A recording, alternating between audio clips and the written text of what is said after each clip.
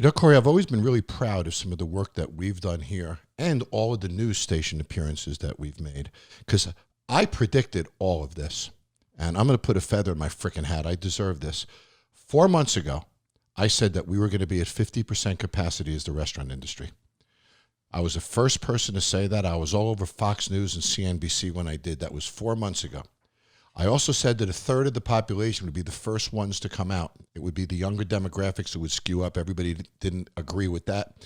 The numbers came out last week. I'm sorry, folks. It wasn't a third. It was 31%. I missed it by 2 points. The other things that we said about the industry with regard to, I remember going on Laura Ingram's show on Fox, and I said to her that in the future, kitchens are going to be wearing some protective gear. They're going to be wearing masks. They're going to be wearing gloves, blah, blah, blah.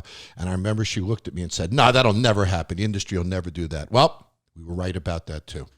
So I'm really proud of the work that we've done here on this podcast, staying ahead of the curve and really making predictions for our industry as where we're going. So, Corey, we've had a lot of comments and a lot of statements on this show, and I'm very proud of the fact, and let's face it took me a lot of years in the industry to be able to do this, but virtually every forecast we made has in fact come true. It has, yeah. With regard to seating capacity, menu changes, beverage service, we predicted outside dining. We predicted that cities would have to change outside dining rules, Corey. Remember we talked about that? And allow for more outdoor seating in front of restaurants. We talked about cities creating more mall streets. All of these things have in fact happened. And you know, we understand this industry. We understand our economy. I'm lucky. I get to travel all around the country, so I have a pretty good understanding of America.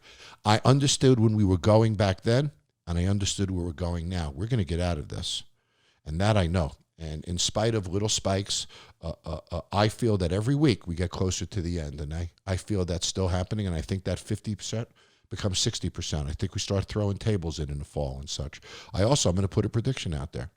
I believe, and I've done a lot of homework, I believe that we will have a vaccine. You ready, Corey? I'm ready. Yeah, let's hear it. Mid-October.